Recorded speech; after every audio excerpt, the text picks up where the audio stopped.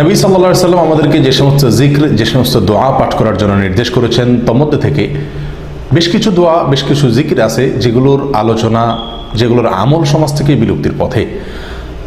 ঠিক সেরকম একটি জিকির হলো ইয়া যাল জালালি ওয়াল ইকরাম। সুনানে তিরমিজিতে বর্ণিত এক হাদিসে নবী সাল্লাল্লাহু আলাইহি ওয়াসাল্লাম ইরশাদ করেছেন, আলিজু বিয়া যাল জালালি ওয়াল ইকরাম, অর্থাৎ তোমরা ইয়া যাল জালালি ওয়াল ইকরাম এই জিকিরটি, এই দোয়াটি বেশি থেকে বেশি নিয়মিত করো এবং এটাকে ধরে রাখো, আঁকড়ে ধরো।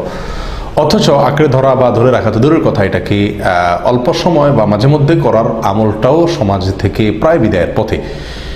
আল্লাহ সুবহানাহু ওয়া তাআলার গুণবাচক নামের অন্যতম একটি নাম হলো ইয়া যাল জালালি ওয়াল ইকরাম, যার অর্থ হলো হে জালাল, অর্থাৎ সৌন্দর্য, পূর্ণতা এর মালিক, বড়ত্বের অধিকারী, ওয়াল ইকরাম অর্থাৎ হে দাতা, হে মহান দানশীল, হে মুক্ত হস্তে এবং উদার হস্তে দানকারী। এই নামে আল্লাহ সুবহানাহু ওয়া তাআলাকে ডাকা বা আহ্বান করার মাঝে একাধারে আল্লাহ সুবহানাহু ওয়া তাআলার প্রশংসাও করা হয়, আবার তার কাছে চাওয়া হয়, প্রার্থনাও করা হয়। নিয়মিত যদি আমি এই জিক্র এবং দোয়া করতে থাকি, তো তার মানে আমি আল্লাহ সুবহানাহু ওয়া তাআলার প্রশংসাও করছি, আবার আল্লাহ সুবহানাহু ওয়া তাআলার কাছে নিজের প্রার্থনা বা আরজিও পেশ করছি। আসুন সমাজ থেকে বিদায় হয়ে যাওয়া, বিলুপ্ত হয়ে যাওয়া এই আমলটিকে পুনরায় জিন্দা করার চেষ্টা করি এবং সকালে, বিকালে, সন্ধ্যায়, শোয়ার সময়, ওঠার সময়, যখন সুযোগ হয় এই জিকিরটি বেশি বেশি করি, ইয়া যাল জালালি ওয়াল ইকরাম। এবং এই জিকিরটি করার জন্য ওযুর প্রয়োজন হয় না, বিনা ওযুতে আপনি করতে পারেন, যখন সুযোগ হয় তখন করতে পারেন।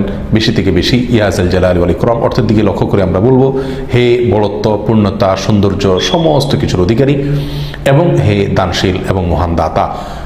প্রশংসাও করছি, আবার যখন তাকে মহান দাতা ওয়াল ইকরাম বলছি, তখন নিজের বিভিন্ন চাওয়াকে মনে মনে স্মরণ করতে পারি, না করলেও চলে, কিন্তু আল্লাহ সুবহানাহু ওয়া তাআলা যখন তাকে আমি দাতা বলছি, তিনি তো আমার প্রয়োজনের কথা জানেন এবং তিনি নিঃসন্দেহে সেগুলো আমাকে দান করবেন।